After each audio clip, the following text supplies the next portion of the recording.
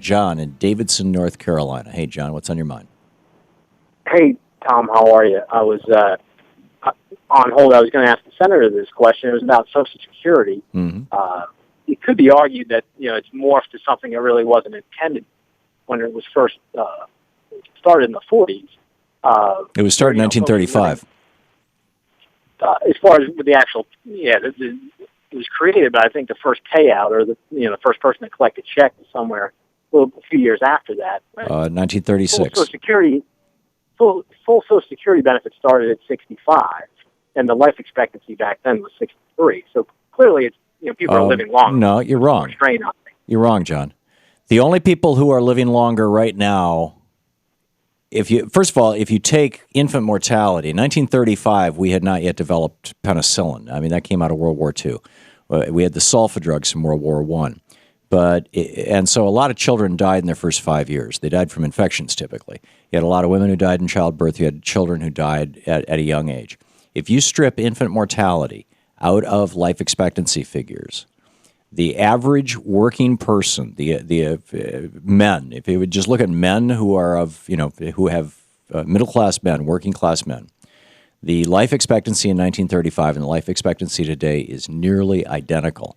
The group that is living older is the top 10% of income earners. The top 10% of income earners are living about a year and a half longer, but working-class men are living about the same as they were in 1935. It's a canard. It's one of the lies that Pete Peterson and his bunch have been pushing because they include those infant mortality statistics, which have nothing to do with Social Security. Infants who die at the age of a year or 3 weeks from a childbirth infection never pay into Social Security, never take money out of Social Security, but they do drag down the overall life expectancy rates, and they do so significantly because they're losing an entire 70 years.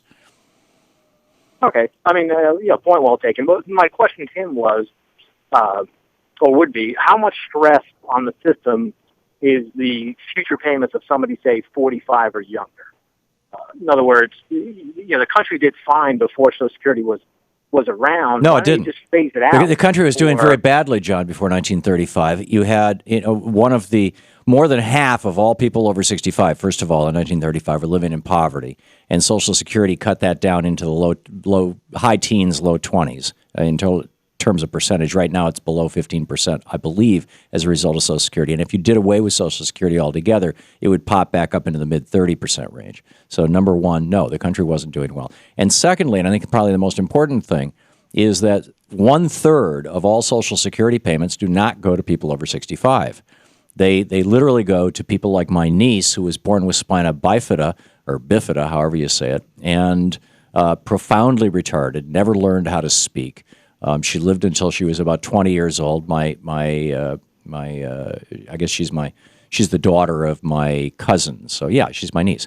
So and my cousin and her husband had to quit his job to care for her.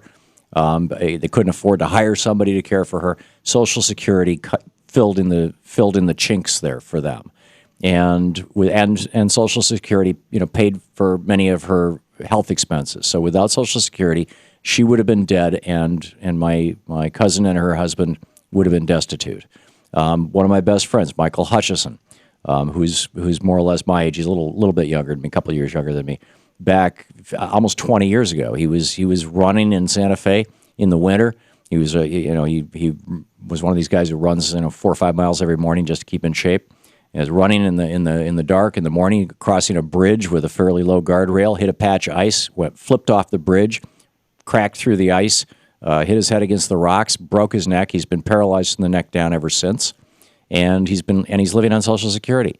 And without Social Security, Michael would be dead now.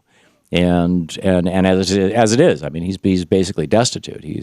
Social Security does not provide much, but 1/3 of all Social Security payments go to people like them or like Paul Ryan. When Paul Ryan's dad died, his family qualified for Social Security, and the widow, orphan, and survivors benefits. That's 1/3 of the payments. Social Security is an essential part of the fabric of America, John, and it's a program that's not in trouble, by the way. Thank you very much. Still there? All great points. I think that should be the platform of some of the Democrats. It is addressing those points because they're all valid points, but I hear them from you, but I don't hear them from too many folks in Washington. Well, one of the problems is that there's so much money being spread around this town. I mean, Pete Peterson himself is estimated to spend more than $400 million. He pledged publicly that he would spend over $1 billion. If you go to petersonpyramid.org, you can check this out. In order to privatize Social Security. Social Security is sitting on a $2.7 trillion trust fund, a surplus, because Reagan saw the boomers coming, and this was one of the good things that Ronald Reagan did. One of the two good things that I regularly honor him for on this show.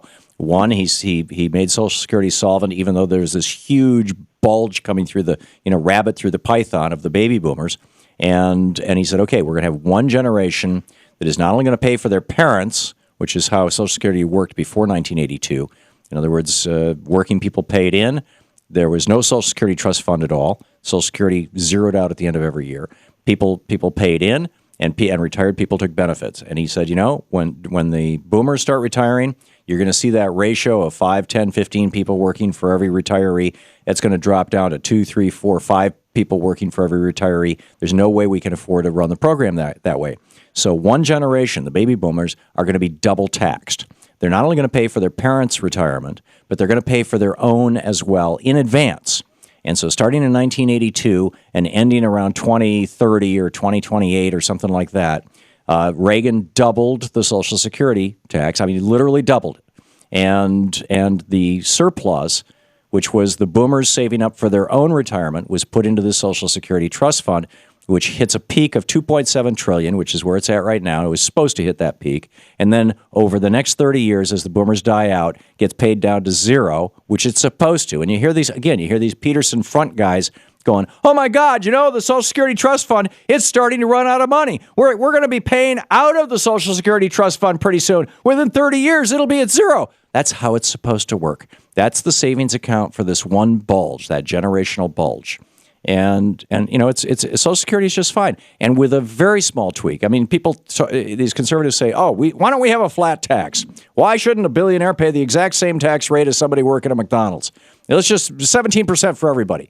Well, Social Security is arguably a flat tax, except Social Security, you pay, what is it, 4.2% or whatever it is on the first $113,000 that you earn, and then after that, you don't pay a penny. How is that a flat tax? That makes no sense at all. So right now, Social Security is solvent for the next 27 years. Next 27 years. And then after that, it can pay out 80% of benefits forever.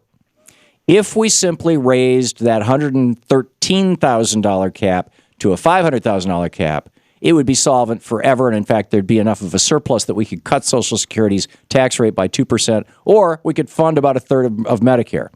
Or if we did away with the cap altogether and said, the billionaires who are running Facebook and Microsoft and ExxonMobil and, Stephen Hemsley over at United Healthcare making $1 billion running a health insurance company, they have to pay on every penny of their income, they have to pay Social Security tax as well. The program would be so incredibly solvent that you could cut in half the tax rate on average working people and everybody else, and the billionaires as well, and it would be solvent forever. I mean, this program has no problem. The crisis is a manufactured crisis by billionaires who want to move that money out of government keep and into Wall Street so that Wall Street can get their grubby little hands on $2.7 trillion in the Social Security Trust Fund. Because Wall Street will skim 15-20% off the top the same way the health insurance companies do. This is the Thom Hartmann Program. And it's tragic that that's not a conversation that you hear in the mainstream corporate media, because that's not what the talking point. There's nobody has a self-interest in sharing the truth with you like I just did.